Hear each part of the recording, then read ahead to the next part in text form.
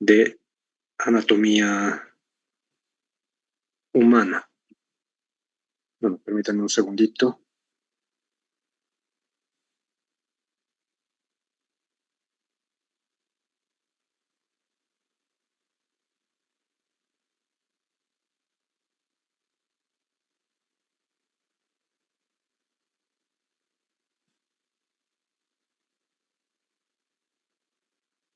Confírmenme si ya tenemos imagen compartida para ya comenzar.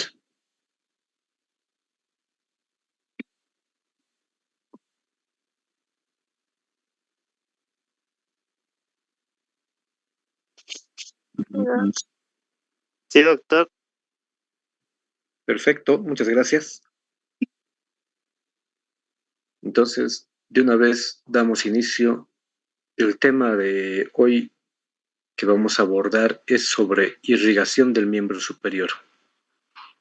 Ya hemos visto la parte osteológica, las articulaciones, los músculos, los nervios, y nos queda simplemente por ver la irrigación del miembro superior. Aunque para el día viernes estaremos también hablando un poco de mecanismo funcional, trabajo locomotor que tiene la extremidad superior, que de hecho ya se lo han mencionado, ¿no? Pero se va a profundizar un poquito más en ese sentido. Ya habíamos adelantado, incluso en el anterior segmento, cuando les decía, todo tejido, todo órgano, toda estructura del cuerpo requiere varios componentes. Requiere, por ejemplo, nutrientes, oxígeno, glucosa, entre otros. Requiere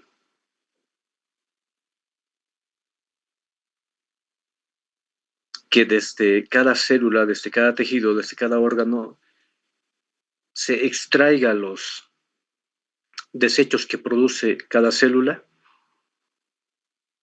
porque producen. Una vez que metabolizan la glucosa, metabolizan el oxígeno y otros compuestos, se generan varios desechos. Entonces, este órgano, llámese hueso, músculo, la misma articulación, la piel e inclusive el tejido celular subcutáneo, que es la grasa, para mantenerse vigentes, para mantenerse activos, requieren todo eso. Y quien está a cargo justamente de otorgar, dirigir y transportar esos nutrientes es el sistema arterial. Entonces, la extremidad superior, con todos los órganos que ya hemos descrito previamente, no puede quedar sin una irrigación. O sea, cada tejido, cada órgano va a tener mínimamente una arteria. Pero como está generando desechos, al mismo tiempo también debería tener una vena. Por cuanto la extremidad superior tendrá ambos sistemas vasculares, arterial y venoso correspondientemente. Y en este caso, la irrigación arterial está a cargo de la arteria axilar, que es justamente el punto de origen para irrigar todo el área del hombro. Posteriormente estaremos hablando de la arteria braquial, luego como la arteria braquial, llegando al antebrazo, se divide en una rama cubital y en una rama radial, y luego como estas dos arterias finalmente terminan de otorgar la irrigación hasta la mano. Y termina acá, ¿no? En los dedos, en los pulpejos y en los lechos subunguiales. Ese es el flujo arterial. Está llevando los nutrientes, el oxígeno para cada órgano, para cada tejido. Ya habíamos dicho, al mismo tiempo están los nervios otorgando estímulo motor o en su defecto estímulo sensitivo. Y también ese estímulo o bien es somático o bien es vegetativo. Por el otro lado, ya decíamos, el metabolismo produce muchos desechos. Uno de ellos, por ejemplo, es el dióxido de carbono. Compuestos nitrogenados, también hay compuestos sulfatados, fosfatados y otros. Y esos desechos no pueden quedarse en los dedos, en la mano, en los músculos, no pueden quedarse ahí en el hueso. Tienen que salir de los tejidos y seguir recirculando para entrar en un estado también de equilibrio, de balance, o lo que se conoce como homeostasis. Entonces aquí viene y aquí participa la irrigación venosa, pero es opuesta a la irrigación arterial, porque la irrigación arterial va en sentido próximo distal, de arriba hacia abajo. En cambio, el sistema venoso va en sentido disto proximal. Empieza en la mano, puede empezar aquí en la mano, en otros tejidos superficiales, y luego va recorriendo los diferentes segmentos en el antebrazo, en el codo, en el brazo, hasta llegar a la región de la axila y del hombro. Entonces empieza en los lechos unguiales, acá, en los plexos unguiales, y va a terminar llegando hasta la región del hombro, del axila, como vena axilar. Y luego la vena axilar continuará, porque no se puede quedar ahí, con la vena subclavia, y luego la vena subclavia se anastomosa, confluye junto con la vena yugular interna del cuello, que lo hemos visto en el anterior segmento, y se forman los dos troncos brachiocefálicos, izquierdo, derecho.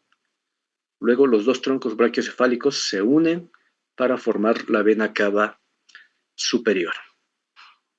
Y esa vena cava superior termina finalmente drenando hacia la aurícula derecha del corazón.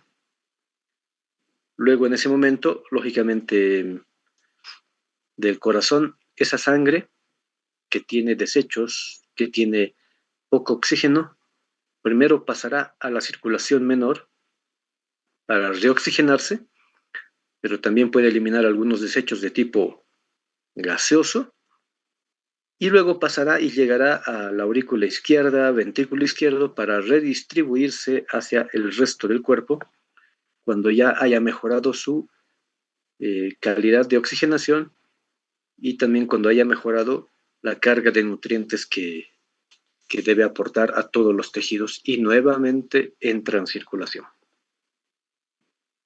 Así trabaja el organismo, ¿no? En cualquier segmento, para cualquier tejido, para cualquier órgano, sea en la cabeza, que lo hemos visto ya antes, ahora con la extremidad superior, estaremos repitiendo algo similar con la extremidad inferior, y también cuando abordemos órganos torácicos, órganos abdominopélvicos. Bueno, detallemos de una vez cuáles son aquellos troncos, primero arteriales y luego venosos. Todo empieza, decíamos, con la arteria axilar, acá en el borde anterior de la clavícula. La arteria axilar como continuación de la arteria subclavia que viene desde el arco de la aorta, del callado aórtico, y la aorta nace directamente desde el ventrículo izquierdo, ¿no?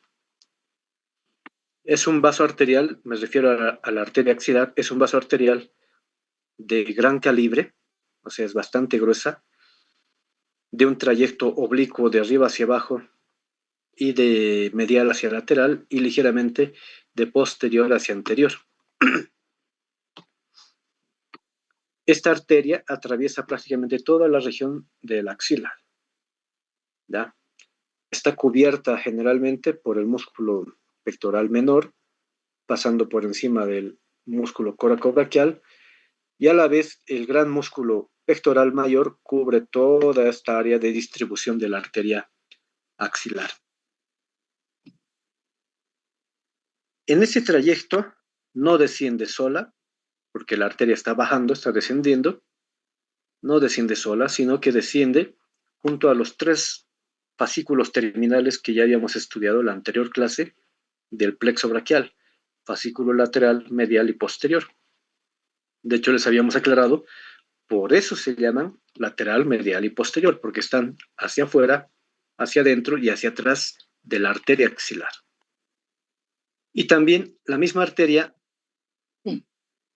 se está relacionando con los troncos terminales del mismo plexo braquial. Es decir, aquí tenemos el nervio musculocutáneo, acá tenemos la raíz lateral del nervio mediano, la raíz medial, el propio nervio mediano, el nervio cubital, el nervio radial y el nervio axilar. Los troncos principales de terminación del plexo braquial también están rodeando a la arteria. La vena, aunque no está en el esquema, no está en el dibujo, la vena axilar, porque siempre van acompañadas, su arteria y su vena, la vena es más superficial que la arteria. Entonces, prácticamente en este esquema se ha extraído a la vena y estamos viendo la parte profunda donde está ubicada la arteria. O sea, si estuviera la vena, estuviera cubriendo aquí a la arteria y a los troncos nerviosos. En ese trayecto que atraviesa la arteria axilar desde la clavícula hasta el borde inferior del pectoral mayor, porque hasta ahí llega siendo como arteria axilar, ni bien rebasa el borde inferior del pectoral mayor, de aquí en adelante ya no se llama arteria axilar, sino le llamamos arteria braquial. O sea, solamente cambia de nombre, habiéndole puesto un límite anatómico. Y en ese trayecto, entonces, está generando varios ramos que se van a dirigir a los músculos del hombro, tanto de la pared anterior, de la pared lateral, de la pared medial, de la pared posterior y de la región torácica o pectoral superolateral. ¿Cómo qué ramas podemos encontrar? Por ejemplo, esta que es muy fundamental se llama la arteria tóraco-acromial, esta de acá. Se divide luego en una rama torácica y en una rama acromial para irrigar a los músculos tanto de la región pectoral como de la región lateral en el hombro. Y se dirige además a la articulación acromioclavicular. Esta otra, la arteria torácica lateral, muy específica y muy propia para la región pectoral, pero para la parte post-látero superior del tórax. También esta otra que es la arteria tóraco-dorsal, que se dirige hacia el dorsal ancho, hacia el músculo redondo mayor y en parte también a la parte torácica. Y tenemos aquí en el fondo, no se nota muy bien, la arteria subescapular, que como su nombre se indica, se está dirigiendo hacia la región escapular propiamente. Bueno, esos son los ramos tal vez más importantes que podemos mencionar. Lógicamente, acá se pueden originar varios ramos que se destinen hacia los huesos y hacia las articulaciones. De hecho, la arteria tóraco-acromial puede generar varios ramos que irriguen a la articulación acromioclavicular y de la arteria subescapular y otras, que si se acuerdan cuando hemos hablado también de vasos del cuello, de la arteria subclavia habían varias ramas, como por ejemplo la arteria supraescapular, la arteria transversa del cuello, que se dirigen justamente hacia la región superior del hombro y luego forman toda una red periarterial vascular alrededor de la escápula. Entonces, esas arterias, además de irrigar a los músculos, también están irrigando a la articulación del hombro. Bueno, eso es en cuanto a la arteria axilar. Sigamos avanzando. Continuamos con la arteria braquial. La arteria braquial empieza acá en el límite axilar, es decir, en el borde inferior del músculo pectoral mayor. Tiene un trayecto vertical. No es tan profunda en su trayecto, pero se halla cubierta por el músculo bíceps, o sea, siempre está caminando hacia medial y por detrás del músculo bíceps braquial. De hecho, ahí se puede ir a buscar la pulsatilidad que genera la arteria braquial. Específicamente aquí en el codo es más fácil encontrar esta pulsatilidad porque la arteria se hace más superficial. En este trayecto descendente, la arteria braquial está acompañada de sus dos venas.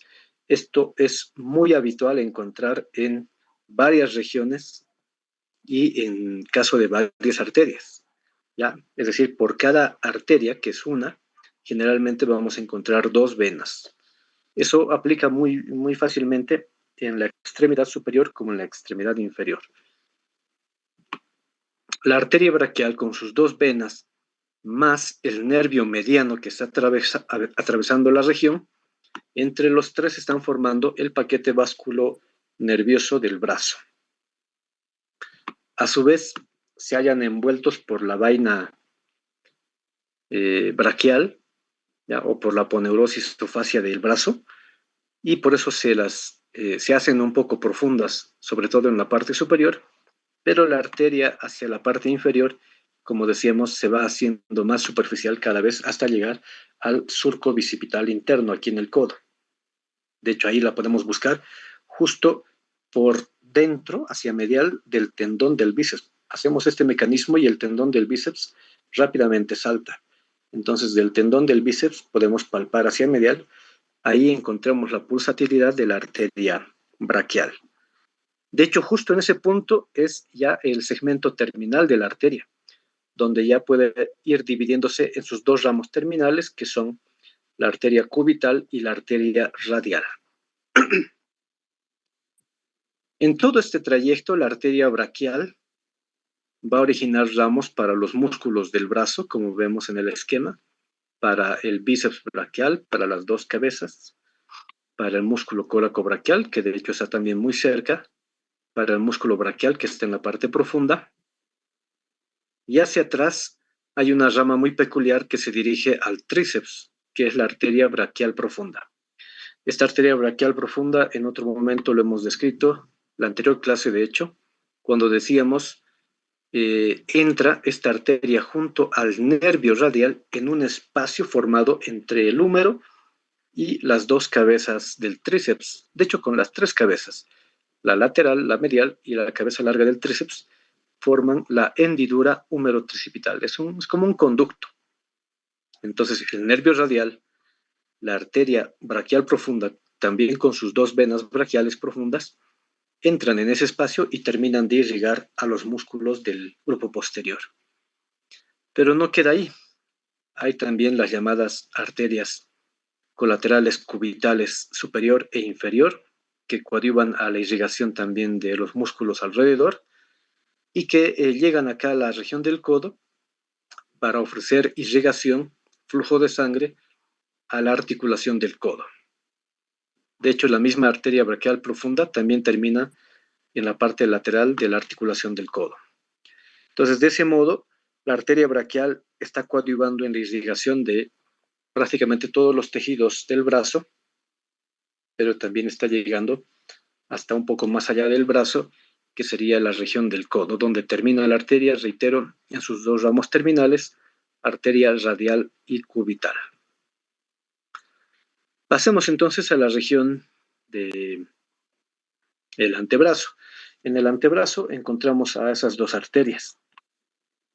En la parte lateral tenemos a la arteria radial y en la parte medial tenemos a la arteria cubital. A un inicio, las dos arterias son relativamente profundas, sobre todo la arteria cubital se va más para atrás. En cambio, la radial tiene un trayecto profundo, pero no tan profundo como el de la cubital, se va un poco más hacia adelante. Primero, la arteria cubital. La arteria cubital, en ese trayecto, camina generalmente entre los músculos flexor profundo de los dedos, el flexor superficial de los dedos, y también se relaciona y está cubierto por el músculo flexor cubital del carpo.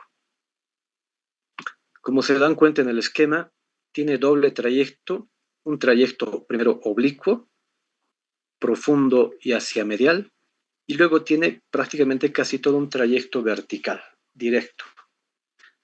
En esta última mitad de su trayecto vertical es que va cubierto por el músculo flexor cubital del carpo, De hecho, está pegado a su tendón porque luego el músculo desaparece y aparece el tendón del músculo. Entonces va profundo medial hacia el tendón del flexor cubital del carpo. ¿Hasta dónde va a llegar la arteria cubital? La arteria cubital llega hasta la región de la muñeca, específicamente acá, donde ya encontramos y podemos palpar el hueso pisiforme. Hasta allí es su trayecto antebraquial o en el antebrazo. En ese trayecto, ¿qué va a realizar la arteria cubital? Primero, como se darán cuenta, se cruza en un inicio, se cruza con el nervio mediano, o sea, estaban caminando juntos, pero después el nervio mediano se separa y se va directo. En cambio, cuando ya llega a la parte medial del antebrazo, a ese sector, se encuentra con el nervio cubital y además con sus dos venas, las dos venas cubitales. Entonces, entre los tres elementos se forma otro paquete vasculonervioso cubital en esta región. Y en ese trayecto, entonces, está otorgando varios ramos musculares para los músculos que se encuentran alrededor, por ejemplo, para el flexor cubital del carpo, para el flexor superficial de los dedos, para el flexor profundo de los dedos. Y además genera este ramo, por ejemplo, que es muy importante, que es la arteria interósea, tronco común de las interóseas, y también hay un tronco de las arterias cubitales recurrentes. Estas interóseas, como su nombre dice, es un tronco porque se divide luego en dos, en un tronco interóseo anterior e interóseo posterior. ¿Y a quiénes va a terminar otorgando irrigación esta arteria? A los músculos del plano profundo del antebrazo, tanto en el grupo anterior como en el grupo posterior, es decir, al flexor profundo de los dedos, al flexor largo del pulgar, e incluso termina irrigando al pronador cuadrado y a la articulación de la muñeca, porque llega hasta acá esa arteria interósea, las dos interóseas. La otra interósea posterior se va hacia atrás, pero irriga a los músculos del plano profundo del grupo posterior y también termina hasta la articulación de la muñeca o articulación radiocarpiana. Con otras ramas que ya habíamos nominado, que son las ramas recurrentes cubitales, termina coadyuvando a la irrigación del codo. O sea, igual que habíamos mencionado hace un instante, hay una red vascular periescapular aquí en el hombro, en la espalda. Aquí en el codo también se forma una red arterial periarticular. Entre todo el codo hay varios vasos sanguíneos que se unen, que se anastomosan e irrigan no solamente a la articulación del codo y a los huesos, sino también a los músculos que están en esta región.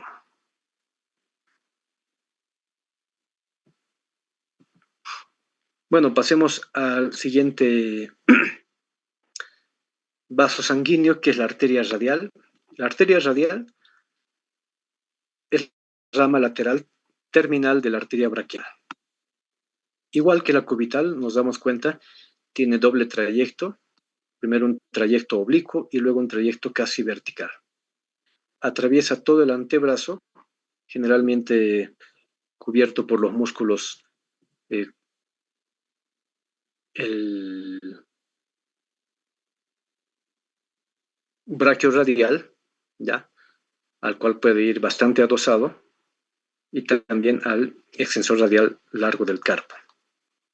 Sobre todo con el primer músculo hay una relación muy estrecha, porque luego cuando está en su trayecto verticalizado, la arteria radial camina, discurre muy paralelamente junto al tendón del braquio radial y llega justamente hasta acá, hasta la articulación radiocarpiana o hasta la región de la muñeca, entre dos tendones, y eso es muy típico, ¿no?, para la arteria radial. Ahí está el tendón del braquio radial y al lado tiene que estar el tendón del músculo flexor radial del carpo. Entre los dos tendones camina la arteria radial. Y esa formación, ese trío, está generando lo que se conoce como el canal del pulso acá. Y ahí es donde colocamos los dedos, como lo estoy haciendo yo, aunque no es la mejor posición, ¿ya? Y podemos percibir la pulsatilidad de la arteria radial ahí en el sector del antebrazo, parte inferior. Es importante entonces ese detalle en relación a la arteria radial y esos dos tendones. Luego la arteria radial, como vemos en el esquema, se hace profunda entre los tejidos ya de la mano, pero de la región del pulgar, porque este detalle es también un poco obvio, pero de todos modos lo voy a mencionar. La arteria radial está muy relacionado con el dedo pulgar y obviamente con el hueso radio, y la arteria cubital está muy relacionado con el meñique. Y eso lo vamos a ver también en un momento cuando hablemos de la irrigación de la mano. En ese trayecto la arteria radial se acompaña de sus dos venas, porque lo mismo que la cubital tiene dos venas radiales, más el nervio radial, pero solamente la rama superficial del nervio radial que está caminando acá, junto con la arteria. En ese trayecto otorga varios ramos, sobre todo para los músculos de la parte lateral y para los del grupo posterior del antebrazo, y hacia abajo también va a generar varias ramas que se van a dirigir hacia el dorso de la mano. Cuando ya llega a la región del carpo, de la muñeca, la arteria radial, como decíamos, se hace profunda y luego va a participar para formar un arco arterial palmar profundo. En cambio, esto me olvidé mencionar de la arteria cubital. La arteria cubital, cuando sale, decíamos acá, se relaciona con el pisiforme y llega a un conducto muy específico para la arteria cubital, que se llama el conducto de los vasos cubitales, o mejor conocido como el conducto de Guyon. Entonces, cuando sale de este conducto, la arteria cubital después ya aparece en la mano y termina formando el arco palmar arterial superficial, que en un momento lo vamos a ver. Y la radial, la arteria radial hace algo parecido, pero para formar un arco arterial palmar profundo. Entonces, para culminar con la parte de la irrigación arterial, ahí tenemos los segmentos terminales tanto de la arteria cubital como de la arteria radial. La arteria cubital, como ya estábamos mencionando, atraviesa este conducto, el conducto de los vasos cubitales, junto a la rama superficial del nervio cubital, sale del conducto y ya se encuentra aquí en la palma y termina uniéndose, termina anastomosándose con una rama, esta de acá, que viene desde la arteria radial. Se llama la arteria palmar superficial. Entonces, entre las dos arterias, palmar superficial y la terminación de la cubital, se está formando el arco arterial palmar superficial de la mano. De este arco se desprenden estas ramas que se conocen como ramas interóseas, que después se están dividiendo en ramas digitales. Digital lateral para el dedo índice, medial para el dedo índice. Lateral, medial, así para los diferentes segmentos distales de la mano, específicamente para el dedo meñique, para el dedo anular, para el dedo medio y solamente hasta la parte lateral del dedo índice. No irriga directamente al pulgar ni la otra mitad del dedo índice, porque eso lo hace la arteria radial. Entonces, la arteria radial, cuando ya está profunda aquí hacia los tejidos y los músculos de la región tenar o del pulgar, ahí profundo es que origina estos ramos similares, o sea, arterias digitales para el pulgar, la primera arteria interósea, y de esa arteria interósea se originarán las ramas digital medial del pulgar y lateral del dedo índice.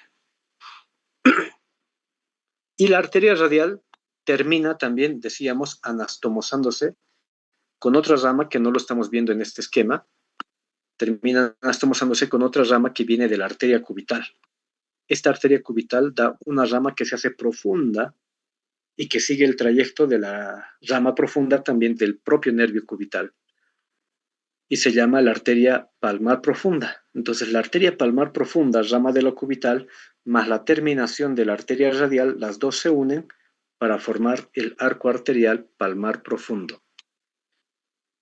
El arco arterial palmar superficial, que es el que estamos viendo acá, irriga sobre todo a los dedos, como se dan cuenta, ¿ya? Y a los tejidos superficiales acá, piel, grasa y otros.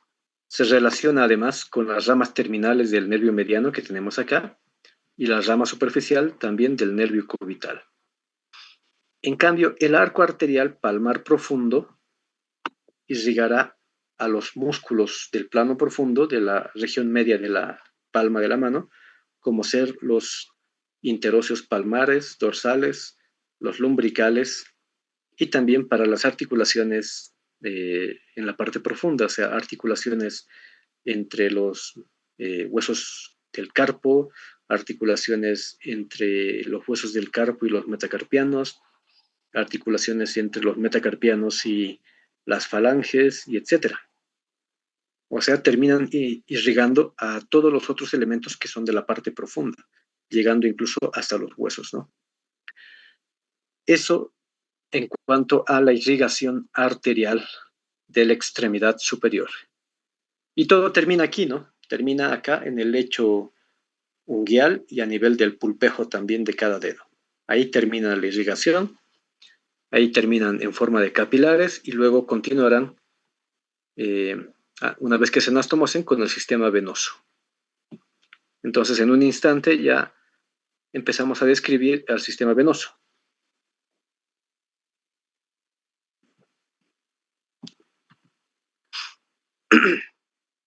Ya habíamos explicado, entonces, el sistema venoso tiene por objeto recoger sobre todo los desechos y otros compuestos que las células ya han liberado. Vamos a hablar de dos sistemas venosos, ya lo habíamos adelantado. Hay un sistema venoso superficial y hay un sistema venoso profundo. Vamos a empezar por el sistema venoso profundo. Todo empieza lo mismo, en sentido opuesto a las arterias, de distal hacia proximal. Todo empieza aquí, en los pulpejos, en el lecho unguial de cada dedo. Entonces, esos pequeños plexos de los pulpejos y del segmento subunguial van a formar estas venas que se conocen como las venas digitales. Pueden ser una o pueden ser dos también por cada arteria que ya habíamos mencionado. Y estas venas digitales después terminarán uniéndose formando arcos digitales, arcos venosos digitales, acá en las proximidades de las articulaciones metacarpofalángicas. De los pequeños arcos que pueden existir acá en esta articulación, luego se originan las venas interóseas, o también llamadas metacarpianas profundas, y estas venas metacarpianas profundas o interóseas se vuelven a unir, se vuelven a anastomosar entre sí para formar este arco venoso profundo. De hecho, hay dos arcos venosos. El arco venoso profundo propiamente y el arco venoso superficial.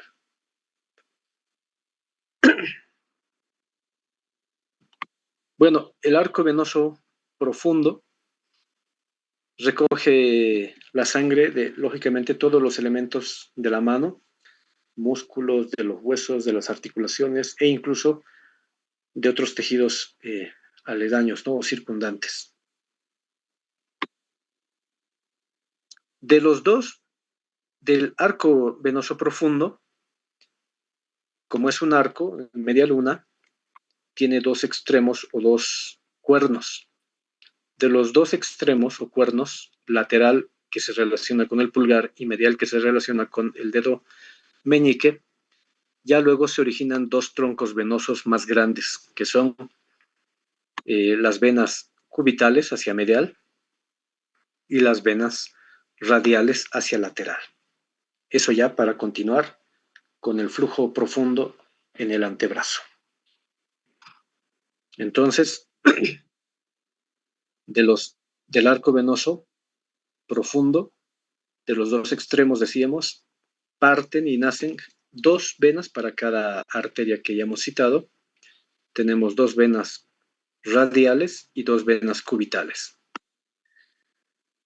No necesitamos repetir qué trayecto siguen, con qué tejidos se relacionan o con quiénes se acompañan,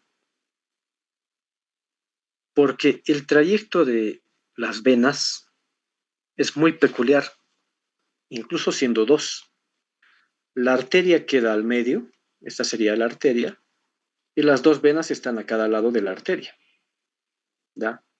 Entonces, a donde vaya la arteria, las dos venas van a seguir el mismo trayecto, van a tener las mismas relaciones que sus arterias. Entonces, todo lo que hemos dicho para la arteria radial, para la arteria cubital, aplica también para sus dos venas correspondientes. Luego, estas dos venas, tanto radiales como cubitales, cerca ya del codo, porque ahí van a terminar, se van a unir las cuatro, porque son dos cubitales, dos radiales, se unen las cuatro para formar a la vena braquial. La vena braquial puede ser una al inicio o directamente formarse las dos venas braquiales como tal, porque en el brazo vamos a tener dos venas braquiales. Hay una, de una vez adelantamos, aquí está, tenemos una vena braquial medial y una vena braquial lateral. En casos muy extraños o muy raros, solamente vamos a encontrar una vena, pero esta vena incluso puede estar separada en un momento, luego unida, luego separada, luego volver a unirse, o sea, puede tener varias anastomosis que nos da a pensar que realmente sí son dos venas que se están separando y uniendo cada momento. O como aquí nos demuestra el esquema, que serían dos venas específicas, la medial y la lateral, o profunda y superficial respectivamente. Y las dos están acompañando a la arteria braquial. Y lógicamente, ¿no? La arteria braquial, desde la región del codo, las venas en realidad ascienden porque están subiendo las venas hasta la región de la axila. Entonces las dos venas braquiales van a seguir, reitero, el mismo trayecto, van a tener la misma relación con diferentes tejidos aquí en el brazo, porque ya habíamos adelantado, tanto las venas braquiales, la arteria braquial junto al nervio mediano, entre los tres constituyen el paquete vasculo nervioso del brazo. Bueno, entonces llegan hasta el borde inferior del músculo pectoral mayor y en ese momento las dos venas ya tienen que estar unidas, las dos venas braquiales. Pueden unirse un poco antes o en algún caso pueden unirse un poco después. ¿Para qué? Para formar a la vena axilar, porque las dos venas braquiales confluyen y forman la vena axilar. Algo que me estoy olvidando mencionar, pero creo que es un poco obvio. Las venas radiales y cubitales recogen, por lo tanto, la sangre de todos los órganos o tejidos del antebrazo, músculos del grupo anterior, del grupo lateral, del grupo posterior, de los huesos y de algunos segmentos articulares y fibrosos que tiene el antebrazo. Acá las venas braquiales lo mismo, ¿no? Están recogiendo la sangre de los músculos tanto del grupo anterior, del grupo posterior, de la articulación del codo, del propio húmero y de otros tejidos también alrededor. Ya luego terminamos el sistema venoso profundo con la formación de la vena axilar. Entonces la vena axilar, como vemos acá, se forma justo a la altura del borde inferior del músculo pectoral mayor. Su trayecto es oblicuo ascendente de lateral hacia medial, de anterior hacia posterior, y que, como hace rato hemos mencionado, esta vena, primero que es única, ya no hay dos. Las dos venas braquiales solamente forman una vena axilar. Y que, como ya estábamos mencionando previamente, la vena estaría cubriendo a su arteria. La arteria es un poco más profunda que la vena. Y la vena luego tiene que seguir subiendo, pasa por debajo de la clavícula y ahí cambia de nombre. Ya no es vena axilar, sino continúa como vena subclavia. En ese trayecto, la vena axilar estará recogiendo la sangre casi del mismo territorio que tenía la arteria, de los tejidos del hombro y de la pared torácica superolateral, a través de venas muy similares que son homónimas de sus arterias. Por ejemplo, la vena tóracoacromial, la vena torácica lateral, la vena tóraco-dorsal, la vena subescapular, y esta vena que es muy específica, que viene desde el sistema venoso superficial del miembro superior, que es la vena cefálica. La vena cefálica drena justo acá en la vena axilar, algo que me olvidé mencionar, pero que también lo tenemos acá en el esquema. La vena basílica, que también es una vena de trayecto superficial, la vena basílica drena en la vena braquial. Bien puede ser en el tronco venoso de la braquial o en su defecto drena directamente en la vena braquial medial, porque no olvidemos que son dos. Entonces la arteria, o mejor dicho, la vena axilar, está recogiendo la sangre de todo el sector del hombro, incluido la parte posterior, a través de la vena subescapular.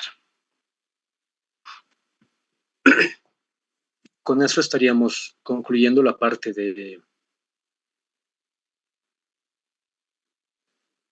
del sistema venoso profundo del miembro superior. Ahora simplemente nos queda hablar del sistema venoso superficial. El sistema venoso superficial también empieza acá, como vemos en el esquema. Debajo de la uña hay un plexo subunguial y de ahí se forman varios troncos venosos ya superficiales. Entonces, desde el lecho unguial o subunguial parten estas venas que se llaman las venas digitales. Pueden ser dos o una por cada lado en los dedos. Llegan hasta la base de las falanges proximales, formando las venas digitales o arcos digitales.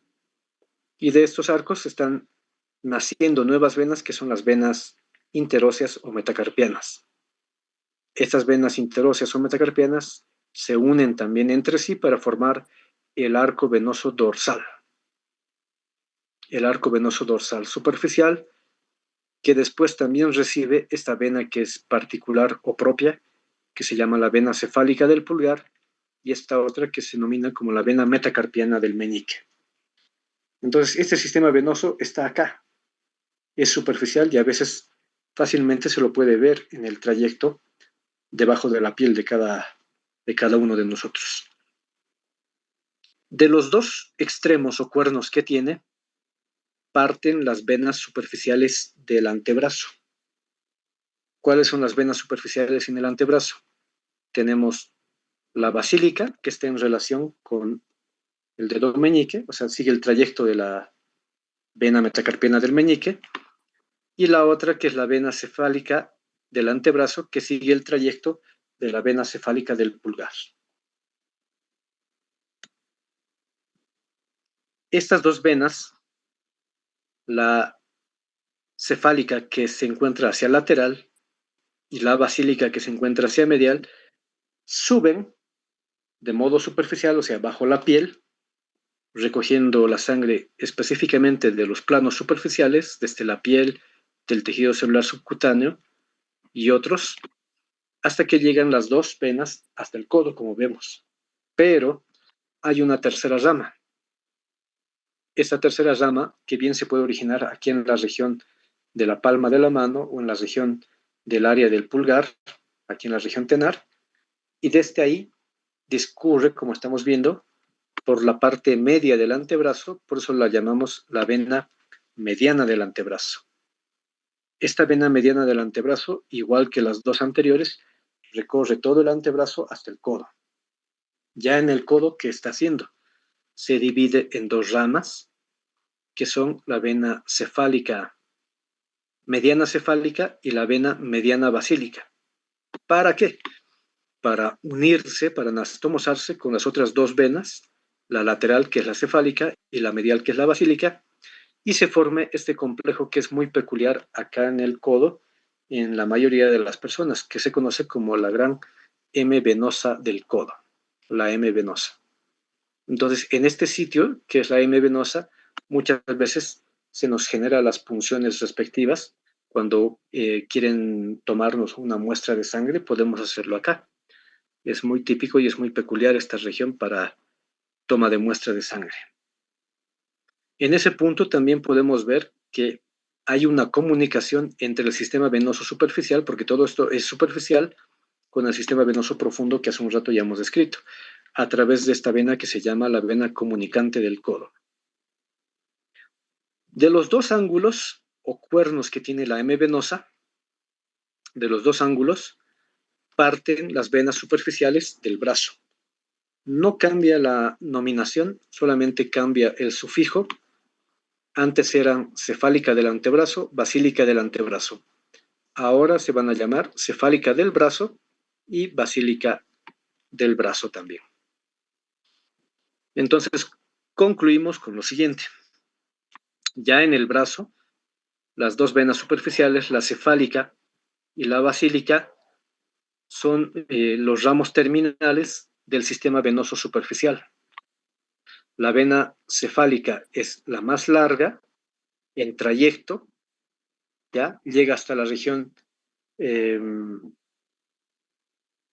hasta la región de la clavícula, perfora o atraviesa la fascia que tenemos acá, hay una fascia clavipectoral, se hace profunda para finalmente drenar hacia donde, ya lo habíamos dicho, aquí. Drena en la vena axilar. O sea, primero está en un trayecto superficial, luego se hace profunda para llegar acá a la vena axilar. Ahí drena. Y aquí mismo este esquema nos está demostrando lo que tengo que decir. Esta vena cefálica camina entre estos dos músculos. Aquí está el deltoides y el pectoral mayor. Entonces la vena cefálica está discurriendo en un surco muy específico entre el músculo deltoides y el músculo pectoral mayor que está acá. Pero en la parte del brazo se encuentra en la porción lateral, discurriendo lateral al músculo bíceps, pero de manera superficial. O sea, esta que es la fascia del brazo, eh, no cubre directamente a esta vena, ¿no? Porque es superficial. La otra vena, que es la vena basílica del brazo, su trayecto es más corto.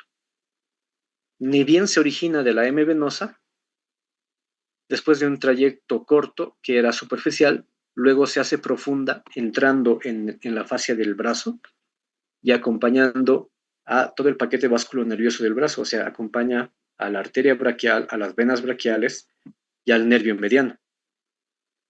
Y en ese trayecto que ya está ascendiendo, cerca a su llegada aquí en la región de la axila, vuelvo a la imagen anterior, por último, cerca a su llegada aquí a la región de la axila, como ya habíamos dicho, termina drenando acá en la vena braquial.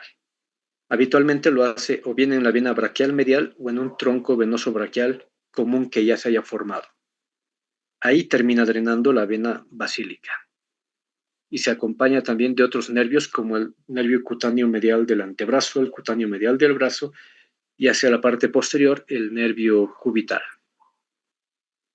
Esa es la irrigación entonces, y esos son los elementos vasculares, tanto arteriales como venosos, que tiene la extremidad superior. Y con esto concluimos nuestro tema por hoy. No sé si tienen alguna pregunta, alguna duda, algún comentario. Adelante. Buenas noches, doctor. Una consulta. La vena axilar ya no pertenece ni al sistema profundo ni al sistema superficial, ¿verdad? Es la terminación del sistema profundo. De hecho, todo el sistema superficial está terminando también, si se dan cuenta, ahí en el flujo de la vena axilar, porque es la única que después puede continuar con la vena subclavia, y luego la vena subclavia, que ya hemos dicho, se va a unir con la yugular interna para formar los dos troncos brachiocefálicos. y luego los troncos brachiocefálicos forman la vena cava superior.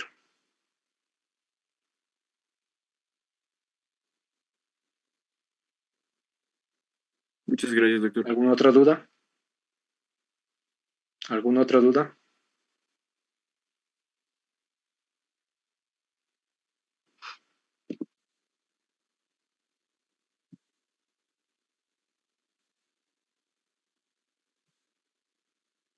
Ninguna otra duda.